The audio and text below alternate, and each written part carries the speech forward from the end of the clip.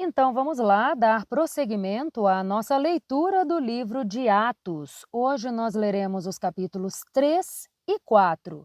Você está no plano de leitura da Bíblia em 365 dias e eu sou Laura Schwember, quem está tendo a honra de te acompanhar nesta leitura.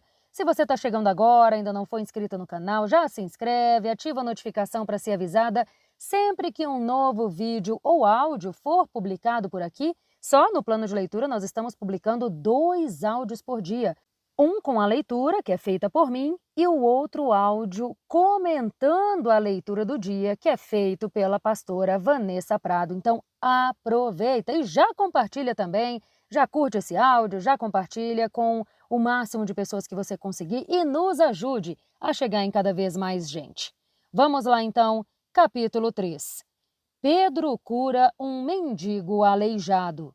Certo dia, Pedro e João estavam subindo ao templo na hora da oração, às 3 horas da tarde. Um aleijado de nascença estava sendo levado para a porta do templo chamada Formosa. Ali era colocado todos os dias para pedir esmolas aos que entravam no templo. Ao ver que Pedro e João iam entrar no pátio do templo, pediu-lhes esmola. Pedro e João olharam bem para ele e então Pedro disse: "Olhe para nós." O homem olhou com atenção para eles, esperando receber alguma coisa. Pedro disse: "Não tenho prata nem ouro, mas o que tenho dou a você. Em nome de Jesus Cristo, o Nazareno, ande." Segurando-o pela mão direita, ajudou-o a levantar-se e imediatamente os pés e os tornozelos do homem ficaram firmes. De um salto, pôs-se em pé e começou a andar.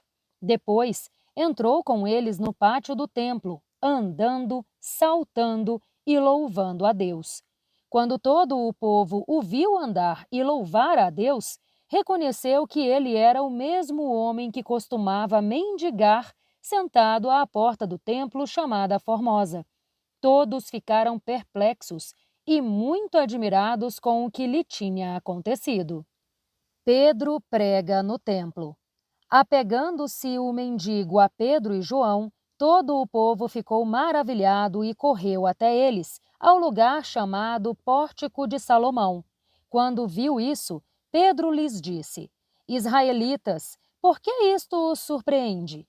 Por que vocês estão olhando para nós como se tivéssemos feito este homem andar por nosso próprio poder ou piedade?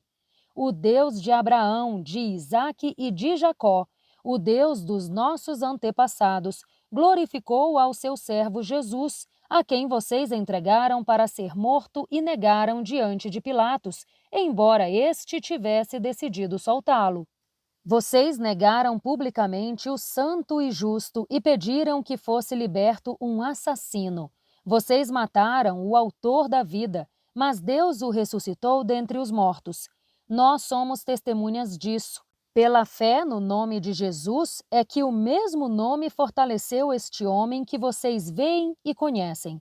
A fé que vem por meio dele lhe deu saúde perfeita, como todos podem ver. Agora, irmãos, eu sei que vocês agiram por ignorância, bem como os seus líderes. Mas foi assim que Deus cumpriu o que tinha predito por meio de todos os profetas, dizendo que o Cristo de Deus haveria de sofrer. Arrependam-se, pois, e voltem-se para Deus, para que os seus pecados sejam apagados, para que venham tempos de descanso da parte do Senhor, e Ele mande o Cristo, que já foi designado a vocês, Jesus. É necessário que o céu o receba até que chegue o tempo em que Deus restaurará todas as coisas, como falou há muito tempo por meio dos seus santos profetas. Pois Moisés disse: "O Senhor, o seu Deus, levantará dentre os seus próprios irmãos um profeta como eu.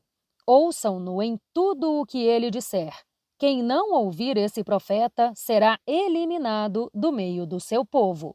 De fato, todos os profetas, de Samuel em diante, um por um, falaram e predisseram estes dias.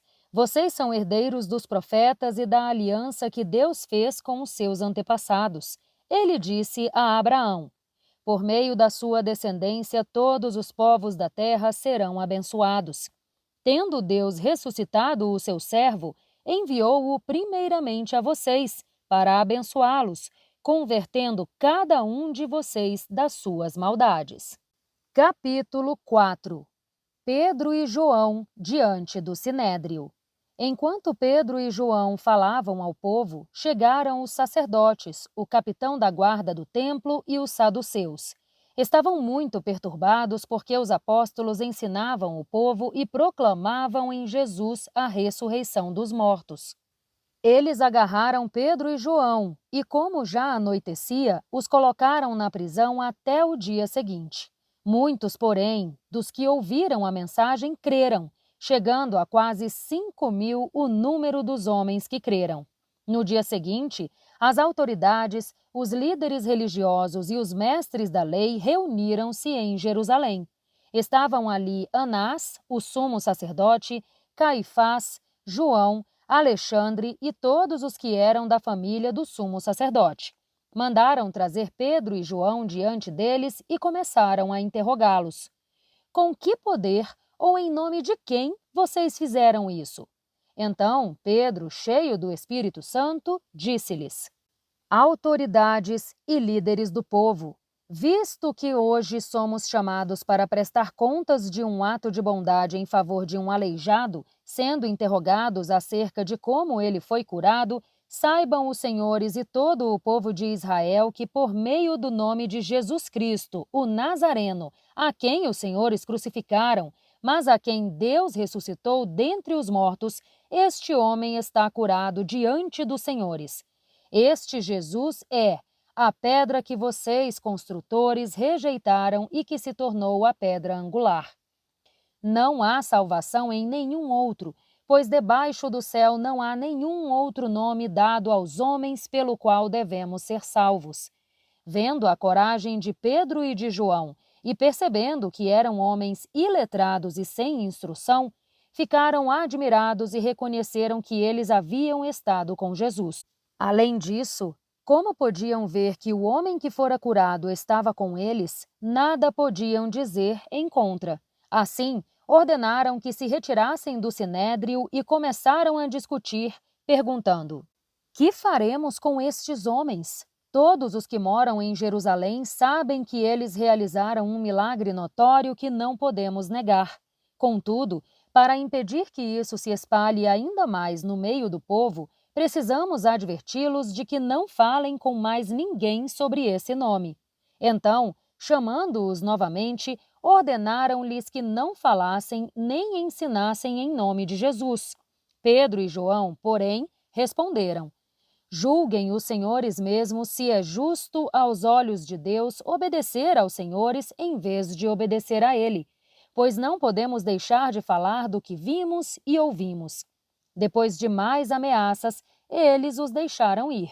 Não tinham como castigá-los, porque todo o povo estava louvando a Deus pelo que acontecera, pois o homem que fora curado milagrosamente tinha mais de 40 anos de idade. A oração dos que creram. Quando foram soltos, Pedro e João voltaram para os seus companheiros e contaram tudo o que os chefes dos sacerdotes e os líderes religiosos lhes tinham dito. Ouvindo isso, levantaram juntos a voz em oração a Deus, dizendo: ó soberano, tu fizeste o céu, a terra, o mar e tudo o que neles há.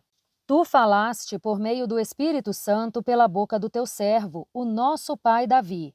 Por que se enfurecem as nações e os povos tramam em vão? Os reis da terra tomam posição e os governantes conspiram unidos contra o Senhor e contra o seu ungido. De fato, Herodes e Pôncio Pilatos reuniram-se com os gentios e com o povo de Israel nesta cidade para conspirar contra o teu santo servo Jesus, a quem ungiste. Fizeram o que o teu poder e a tua vontade previamente haviam decidido que acontecesse. Agora, Senhor, considera as ameaças deles e capacita os teus servos para anunciarem a tua palavra corajosamente. Estende a tua mão para curar e realizar sinais e maravilhas por meio do nome do teu santo servo Jesus. Depois de orarem, tremeu o lugar em que estavam reunidos. Todos ficaram cheios do Espírito Santo e anunciavam corajosamente a palavra de Deus. Os cristãos repartem os seus bens.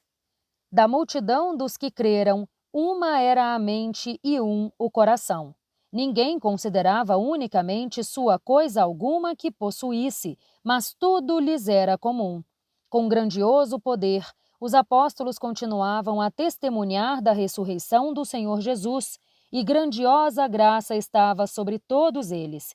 Não havia pessoas necessitadas entre eles, pois os que possuíam terras ou casas as vendiam, traziam o dinheiro da venda e o colocavam aos pés dos apóstolos, que o distribuíam conforme a necessidade de cada um. José, um levita de Chipre, a quem os apóstolos deram o nome de Barnabé, que significa encorajador, vendeu um campo que possuía, trouxe o dinheiro e o colocou aos pés dos apóstolos. E assim nós encerramos mais este áudio do nosso plano de leitura da Bíblia em 365 dias. Eu te espero aqui amanhã para lermos mais um trechinho juntas. Um grande beijo e até lá! Tchau, tchau!